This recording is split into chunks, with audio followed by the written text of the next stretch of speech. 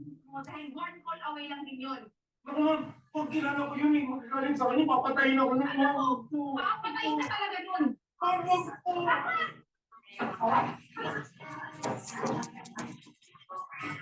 Ay, binibenta nga pala ako. Memorial plan. Pag kailangan ko yan, I'm just one call away. Thank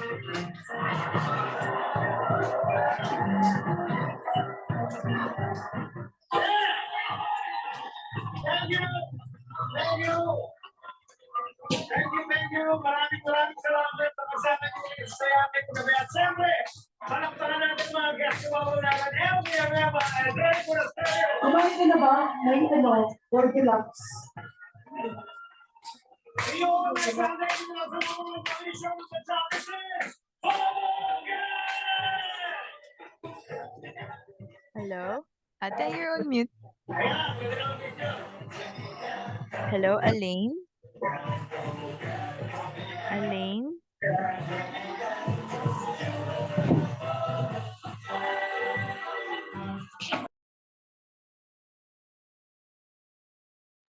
Okay, so, ayun, thanks for that. Just to check if we're all still awake now, okay? So our topic for tonight is, I think, really relevant for us because we've started Nineveh, no? And I think we also need input on where we are right now. Some of us have done Nineveh several times over, some have done it once and are coming back, some are newbies. So I think Saint Teresa of Avila is a really good guide, no, to show us where we are. It's pretty much parang in a way you can really identify, no, this is me. Okay, so this is not super exhaustive because, as you know, this is like an entire book. So after this, maybe, we can also read on our own to understand. Pero this is just like an overview. So if there are things that are not so clear, maybe we can talk about it later. You can read more about it. Okay, so maybe you can raise your hands if you're not so familiar with the 7 mansions of Saint Teresa of Avila, or it's totally new. Parang as in it's like, I've never heard of this in my life. Meron ba? Okay, talaga? Jelly talaga? Okay. Anyway, that's so amazing. Pero, sige, so, Saint Teresa of Avila, basta she's really like we would say parang, the doctor of the church, na her thesis is really about the contemplative life. And in a way, you would say that all the saints were contemplatives, but she was the one who really broke it down for us so that even the lay people can become contemplatives. Kasi parang this is her thesis eh. And it's not because she said, okay, I'm gonna be a geek, I'm gonna write a thesis on it. Pero in a way, she was guided by our Lord to really write about it so that it's not like this hazy thing. Kasi before her, people thought na contemplation is for like the saints, those who levitate and all that. But now we understand that contemplation is for everyone who loves God. Kumbaga, this is our destiny.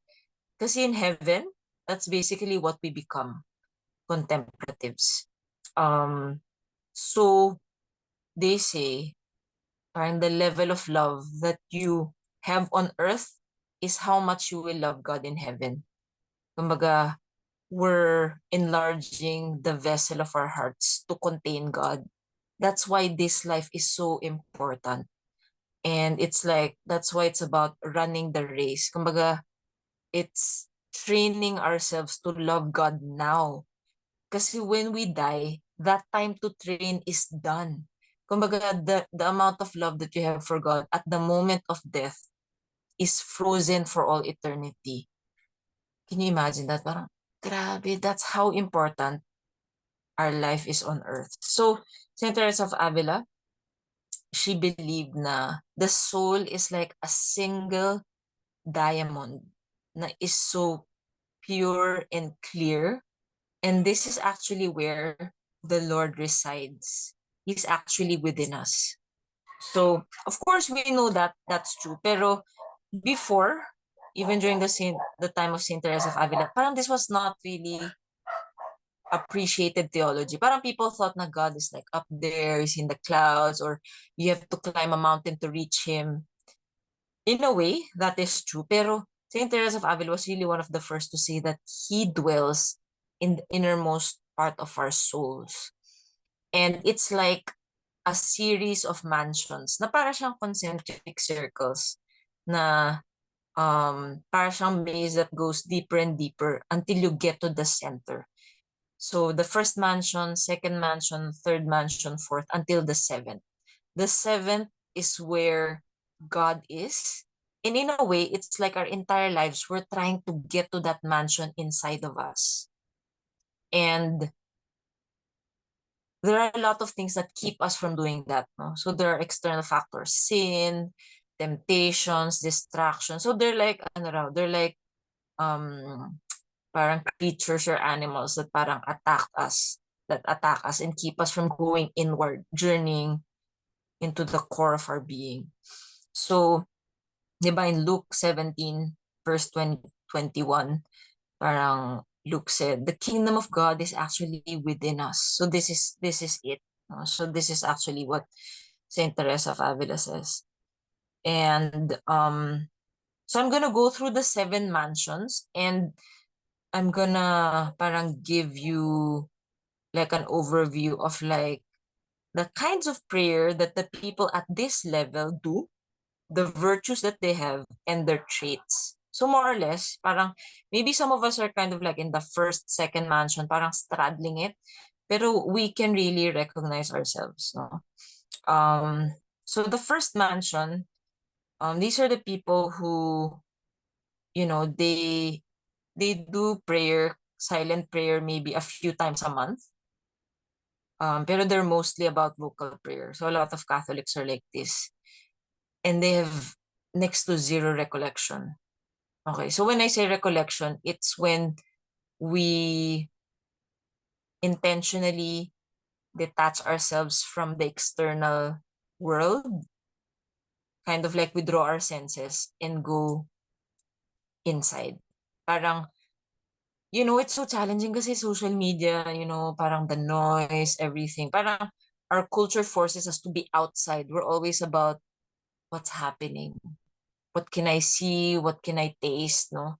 What's the good food to eat? Mga ganon. So we're always living outside of ourselves. Pero the thing there is, God is inside. No? So this is the first mansion. So what are their challenges then?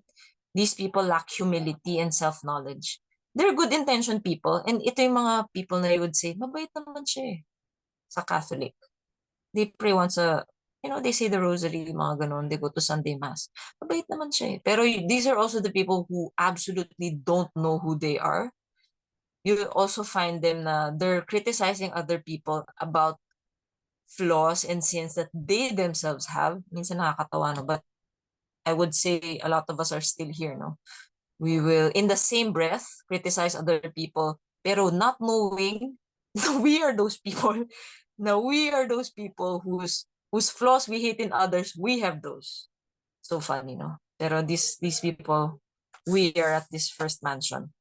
So what are their other traits? They're attached and attracted to worldly affairs. They like the trends, they like the celebrities, what are people watching, what are the cool telenovelas, the series on Netflix. They're concerned about money making, their image, what's on Instagram, what's my next post, looking good, being seen as good by others. And in a way, they're still deaf and dumb to the things of God. Okay, so that's the first mansion. Later, I'll do another run through just to talk about parang the temptations and then the advice for these people, no? Okay, I think, yeah, we're still here, no? A lot of us. The second mansion, these people have begun to practice mental prayer regularly. Kumbaga, maybe they're Ninevites, kumbaga, they've seen the effect of mental prayer on themselves. They do experience recollection. They see the benefit of withdrawing into themselves, of quiet, of solitude, and it comes gently to them. So these are people starting na to become contemplatives. They have virtues, pero these are very parang baby virtues pa. Needs to be nurtured. Okay?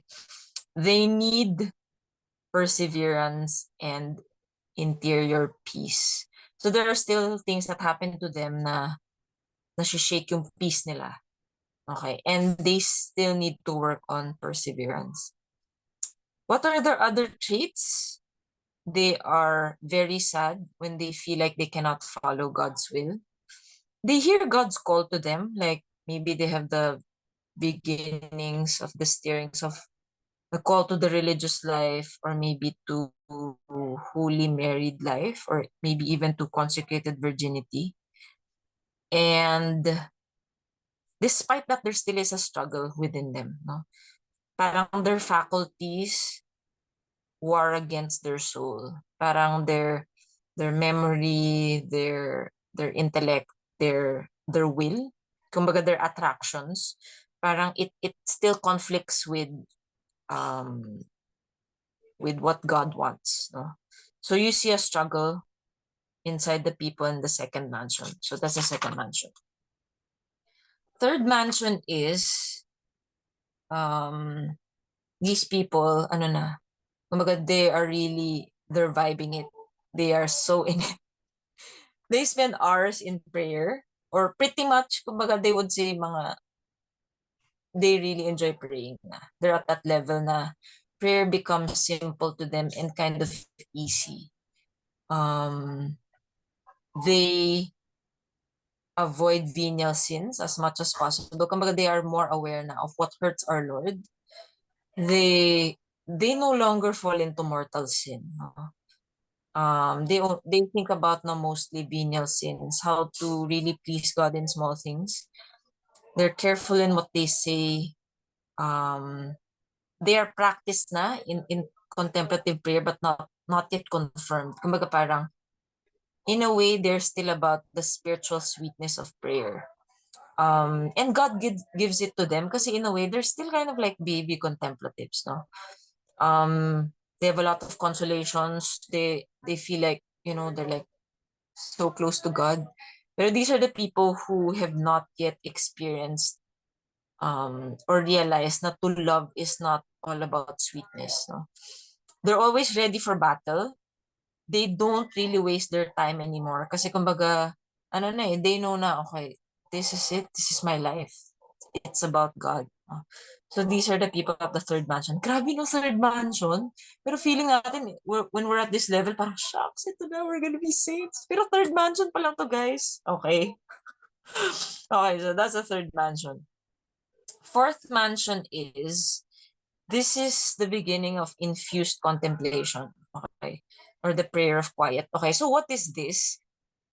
This is the start na of the passive purgation. So I don't know if you guys are familiar, no, pero the 1 to 3rd mansion, this is more active. Parang we are the ones trying to pray. We read the gospel, we meditate, we engage our imagination, like the Ignatian way. And it's more of us acting and God rewarding our efforts, no? So Saint Teresa of Avila, she described this as like a gardener. So when you have a garden, diba, you get water, you go to a well, you get water, and then you water the plants. No? It takes effort. You, the gardener, you're active, you're doing it. No? By the 4th to 7th mansions, it's more passive. So what's happening is God is the one acting on you, and in a way, God is the one praying in you. So it's like the garden is being watered by rain. There's no effort. Parang effort becomes less and less kasi now the call is to surrender to God's action. So this is really a bit complicated, pero don't think too much about it. Pero try to see na whatever knowledge you need to know, God will show you at whatever level you are. Kumbaga, let's not get too caught up na, ano ba yun? What mansion is this? But this is just to, in a way, maybe excite us about how beautiful the contemplative life is.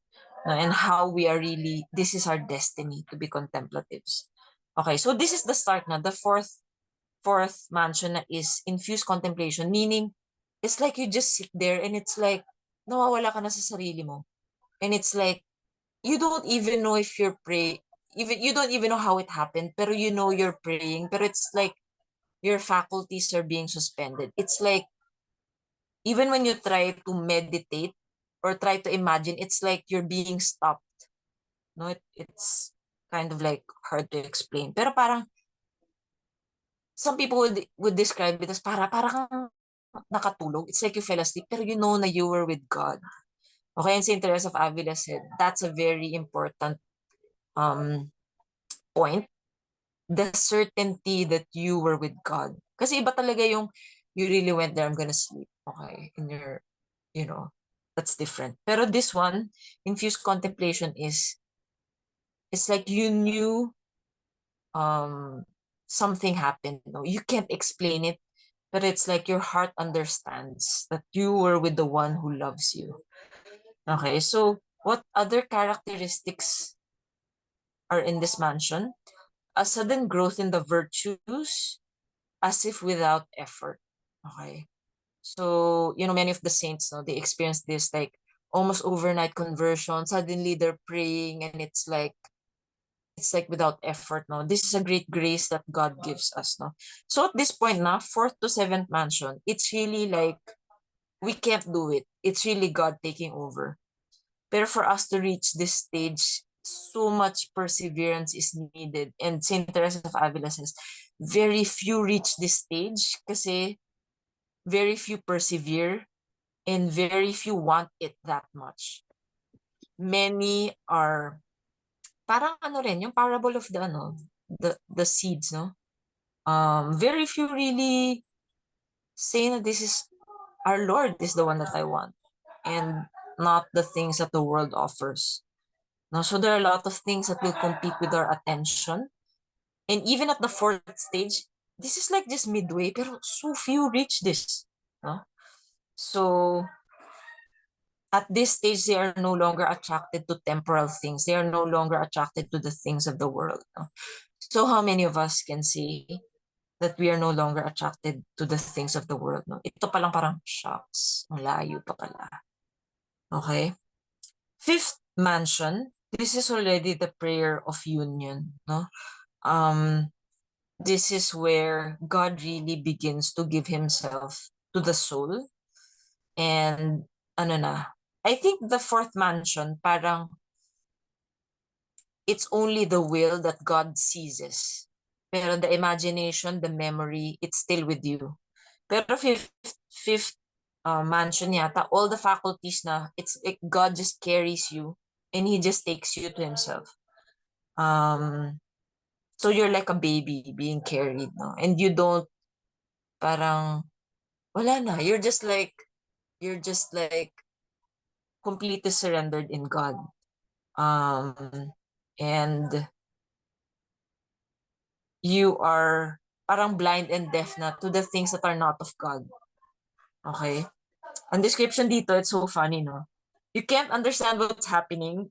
You feel like a stranger in the world. Ikaw yung clueless. Yung mga tao, ay, don't you know this is the cool thing that's happening? This is the ganyan.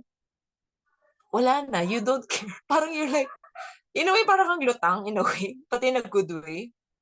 Kasi you're just completely attracted and taken over by God. No? And it's like you're just really living you're starting to live your heaven on earth. Okay?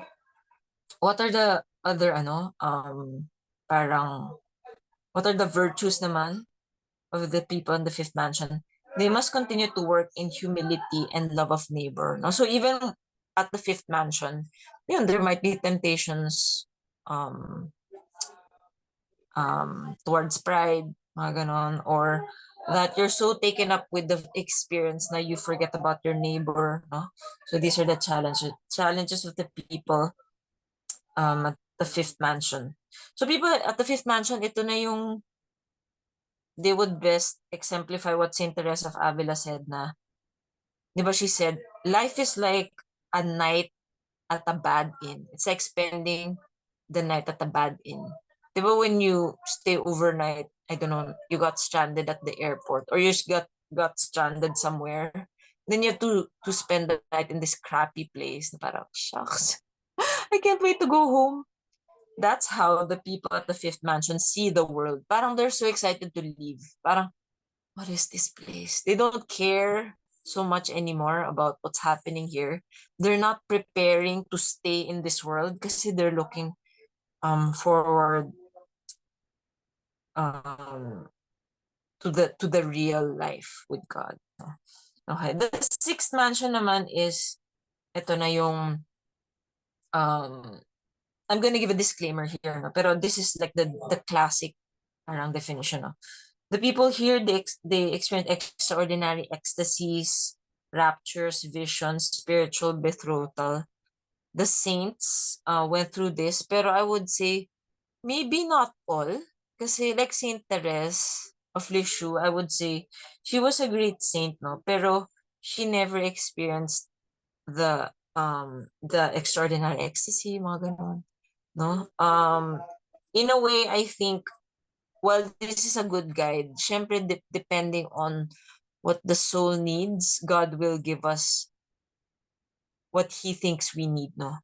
At that time, no? So for people at this level, they need great courage kasi there's also a temptation towards delusion, you know, towards maybe pride also, and attachment to these kinds of extraordinary signs of God's favor.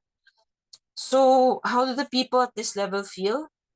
They have an intense desire for God and for self-sacrifice, just to be united to God even more.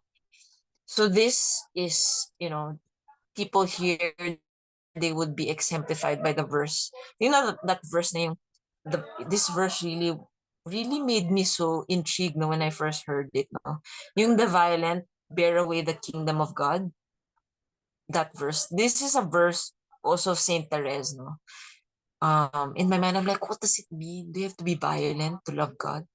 Pero it means they will stop at nothing, even to do violence on themselves, no? Violent in the not naman na self-flagellation per se, pero like they will really like crack down on whatever defect they think is still left in them, just so that they can be closer to our Lord. They will stop at nothing. No? So Saint Therese was like this, no? If you remember, in a way, this started her why she got TB, you know. And even if we think it's a bit silly or like not practical or maybe foolhardy, this is how much she burned with love for God, no? So if you remember Saint Therese, she said, she's such a small soul, but she will do anything that our Lord asks of her. So she will not reject any crosses. So there was this particularly cold night, super lamig talaga. And I can imagine in France, no? Grabe, there was just one time I went there, parang 12 degrees. It's so cold na talaga. Pero I would imagine na maybe negative na yung for Saint Therese. Pero she said she will not ask for an extra blanket. So she practically couldn't sleep the whole night. Pero she endured it and offered it to our Lord. I feel like she got TB because of that, no? Pero kumbaga that's how violently she loved God, na God wants me. God has given me this cross and I will never refuse any cross that He gives to me. So yun, these are the people at the sixth mansion. Okay, so ito na yung second to the last mansion. So you can imagine na, ano na, kumbaga parang so very few na reach this part. Okay. So I'm not just saying about extraordinary ecstasies. I'm not exhorting all of us na, hey, we should strive to have ecstasies. That's the goal. No. Pero it's more of that intense desire to give God everything and to sacrifice whatever He asks of us, no? So yun. Seventh mansion is these people na are the ones who enter into the transforming union. Kumbaga, they have entered na into the throne room of God, which is at the center of the soul. So, you know, the spiritual marriage, a lot of saints parang they got married to our Lord, no? As in with the ring and all. So it happens at this stage, no? So parang grabe, parang when you read Saint Teresa of Avila, parang shucks, parang we can't imagine how good God is. Parang and how much he really is the one that we are longing for. All the things that we think we want in this world, they are nothing compared to him. Parang they're just passing shadows of our Lord. Any beauty, any goodness that we think we see in creatures, in other people, any comfort, any value that we see in wealth, in security, that's nothing compared to our Lord. Na Saint Teresa of Avila said, parang she just saw daw the hand of our Lord. Parang God gave her the favor to let her see his hand and she fainted from happiness. Parang di ko ma-imagine. Parang, what? Diba? So at this stage, God is willing to give us himself just for a few years of perseverance, of forgetting everything. We will have what we truly desire. In a way, you are living heaven while alive. Okay? So, yeah, they exemplify the verse to live is Christ and to die is gain. No? This is when the ecstasy cease kasi in a way parang the soul doesn't need them anymore. Maybe God will still give them kasi he just loves us so much. Pero in a way the soul does not look for them and the soul sees and understands. At this level, they really exemplify what St. John of the Cross said. His law is love. No? His law is love. Kumbaga, you are a law unto yourself at the seventh mansion, and you judge all things, but you yourself are not judged. Kumbaga, in a way, it's kind of weird, no? Parang kind of heretical. Pero in a way, St. John of the Cross said, parang love and then do what you will. You're at this level na kasi you're in a way you're incapable of sinning. No, it's very hard to understand. And maybe for those of us at the lower level, parang maybe parang presumptuous. Pero God does that. No? And God did that for a lot of saints. No? Even Padre Pio, can you imagine? No? Kasi parang, if you look at Padre Pio, parang a lot of the things that he did were questionable. Like you shout at people in public, you humiliate them.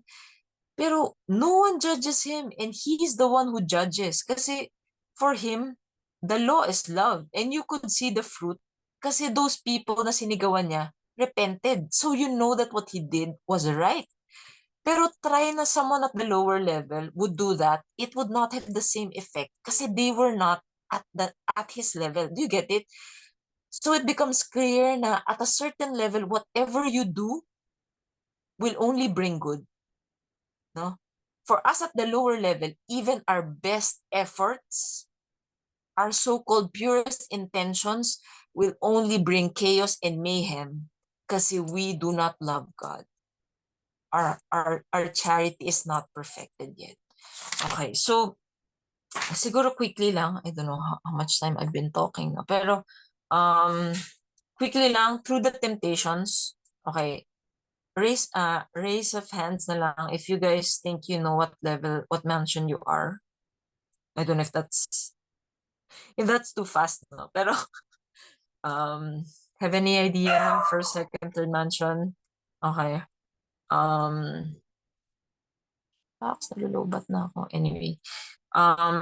So first mansion, ito yung I don't think naman may first mansion pa ba dito. We only pray contemplative prayer a few times a month. No recollection. Kumbaga we're all outward. No silence. Only vocal prayer. Maybe. Yung temptation is false humility. We think we're better. We think we're kind of close to God, but actually we're so far. We think we're kind of better than people because at least we pray. And we say a rosary. The advice here is to focus on God, on His greatness, and to cut out unnecessary affairs. No? Maybe at this stage, we're too concerned about what people say about us, about our self-image, about, things that are not really essential to our salvation. So the advice is then to meditate on scripture. So second mansion, ito na. These people have started mental prayer regularly. They can be recollected, pero kumbaga parang it comes gently to them. It's not like a default, no? The temptation for people at the second mansion is fear of penance, no? We're afraid of fasting too much, no? We still cling to earthly pleasures and the esteem of others, no? So we think about our reputation, what others people think about us, no? We want to appear good. So the advice is we reflect on the shortness of life and to choose holy companions, no? People who will guide us on the spiritual life. We are also called to embrace our cross and to conform to God's will. Okay, that's the second mansion. Third mansion, ito na yung you spend hours in recollection and prayer becomes simple. Kumbaga, not so many, kumbaga parang in a way God removes many of the vocal prayers and a few na lang, and it's more of contemplation. No? The temptations here are we're concerned about our health. We're still tempted by wealth and esteem. And sometimes we're still scandalized by bad behavior. No? When we see people acting in a certain way, we still tend to judge them. Not knowing that it's only by the grace of God that we are not worse than those people that we criticize. So the advice for the people at the third mansion, we should be patient with our progress. We accept trials and setbacks and to do light penances, no? We try to do penance pero not too much. Maybe no flagellation. People at the fourth mansion, ito na yung infused contemplation, prayer of quiet. Yung, it's like you don't know what's happening. And sometimes you don't even recall the content of the prayer, but you're sure that you prayed. So the temptations for these people are sometimes you try to prolong your prayer kasi you like it. And then sometimes you have so many vocal prayers. No? So parang maybe in the effort na, okay, parang bordering siguro on spiritual gluttony. No? So this is for the people at the fourth mansion. The advice is be receptive in prayer and don't think too much but love much. But that's from Saint Teresa of Avila. So we ignore distractions and we try to seek detachment and solitude. Okay, so that's the fourth mansion. People naman at the fifth mansion, just the prayer of union. This is I couldn't find any temptations for them, no? Pero they should still try to perform their day-to-day tasks carefully. Kasi I know of someone, I felt like she was really at the fifth mansion. Parang she would share na she would be so eager to like leave her daily duty so she could pray. Kasi parang it's like, like when you're in love, you just want to be with the person that you're with and you just want to hide away somewhere. Parang ganon. So in a way, since our sanctification pa rin is the fulfillment of our duties of state, we should still do this, no? So that's the fifth mansion. For the sixth mansion, those at the sixth mansion, this is yun may ecstasies. I don't know if there are some of us who have that. Pero they have interior and exterior trials, but which causes them to parang feel God is rejecting them. But they should, parang and then sometimes they feel like their duties are becoming burdens to them. So the advice for them is never to leave the side of God and to believe in his love for us. Okay, so last naman, those at the transforming union, they have great interior peace. Parang walang temptation for them at this point, no? But maybe siguro complacency. they should still do all their work, great or small, and offer it with love.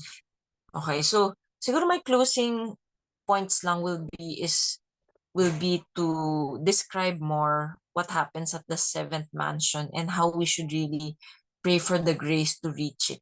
Not out of pride na, oh my gosh, I'm at the seventh mansion, guys. What mansion are you in?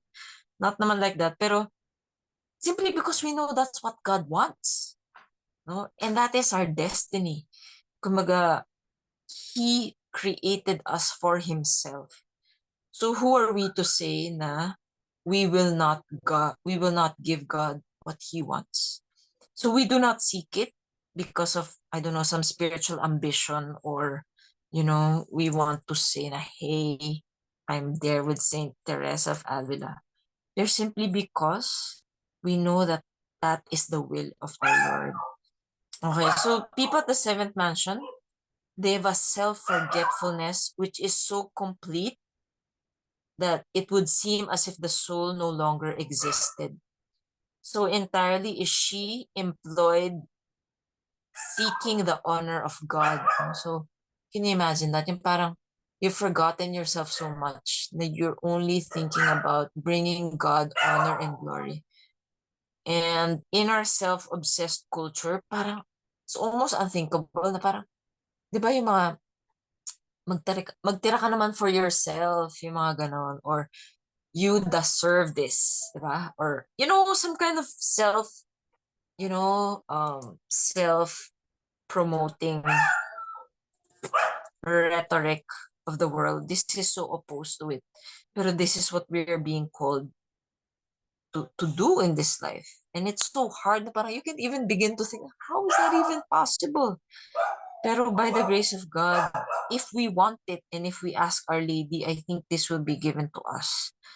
Now, for those who really want it. Okay? They have a great desire to suffer, and the soul bears no enmity to those who treat them badly. Okay, so they have a great desire to suffer.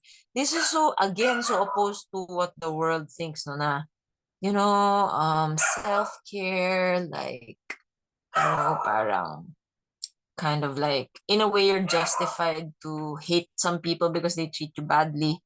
No, people at the seventh mansion, they don't hate even those who persecute them, diba? So you remember, like, the confreres of St. John of the Cross. You guys know that St. John of the Cross was persecuted by his own fellow Carmelites. Alam niyo yun?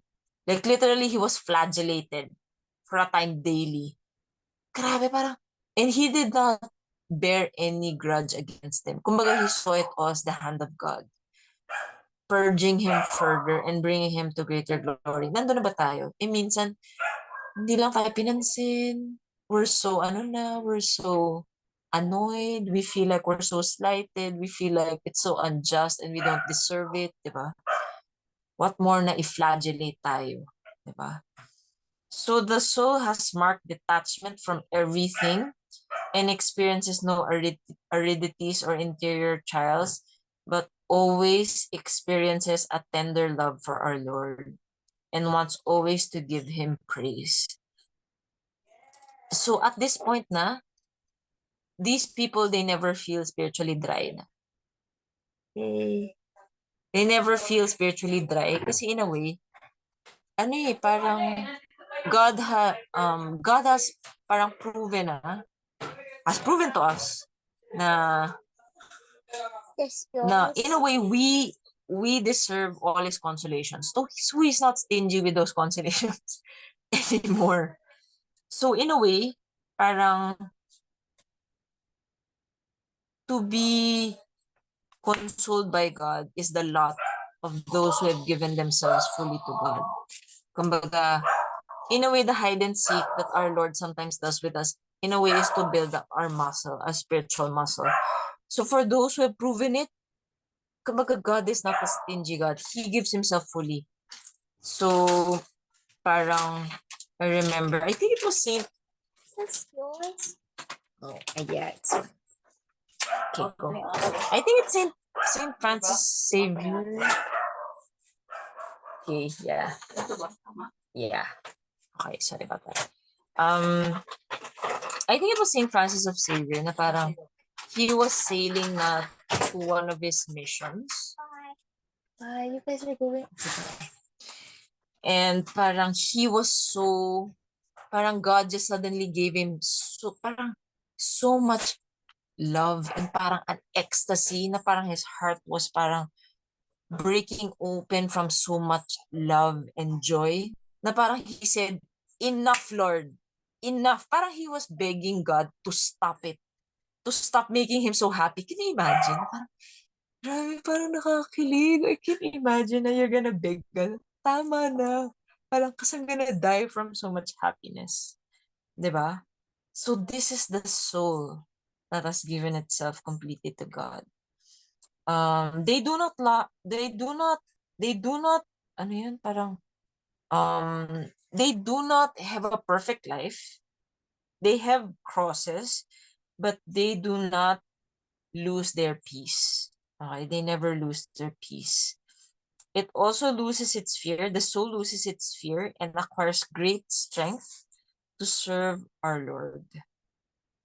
It is ready to bear any cross for the love of the bridegroom and is almost always in constant presence of God. Okay, so literally, this person is like already in heaven here on earth. And it's like practically nothing can disturb their peace. So, kasi ano ka na eh, parang you're anchored eh. You're anchored at the core of your being that nothing can shake you. Literally, you're dead to all things except God. And who can put God to death inside of you? No one. So the person who has reached the heights of prayer through God's grace, through also humility, is the most powerful person on earth, the happiest person on earth, and the most beloved. Diba? And this is the person who desires nothing. That's why all things are given to this person. Okay? This is the person who is so detached from all things. That's why God can give all things freely to this person, because this person does not grasp, does not long for other things that are not of God. So God now can give all these things to this person who does not care about these things. Do you get the ano? Do you get the how it goes now? So this is Carmelite spirituality, and I think even if it's Carmelite spirituality per se, I think it's really the Christian life, no? A lot of things we want and they're not given to us because we still want those things more than God. And God doesn't give them to us kasi He knows the more that we will leave Him, the more that our hearts will be far from Him. So, of course, I'm not saying that, oh, yun pala yung secret. I'm gonna like do this so that all things will be given to me. Okay, it's kind of like, paano ba? It's kind of like a paradox in itself, no? Pero I think it'll be clear to us na um, parang that's why the closer you are to God, the more that you even you take on parang his desires and his aspirations, his pains and his joys, but also his powers. And that's why the saints could work miracles kasi it's like they're inseparable from God and they take on whatever it is that God has. So, okay, that's a lot of things to be said in one session. I hope we're not all overwhelmed. We can, ano naman, parang we can listen to this talk again and maybe read on our own. Pero basically, it's just to parang excite us about what God really wants to give us, which is Himself.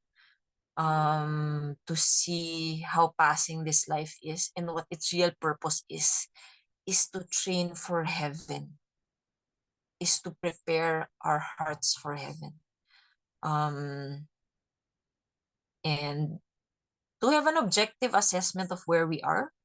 Kasi sometimes we delude ourselves na just because I'm doing Nineveh, I say my rosary, I go maybe more than once a week to mass. I'm pretty okay, no?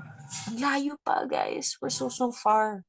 And the fact that we're here, the fact that we're in Nineveh means na God is taking us, showing us a special favor na He wants us to be closer to Him.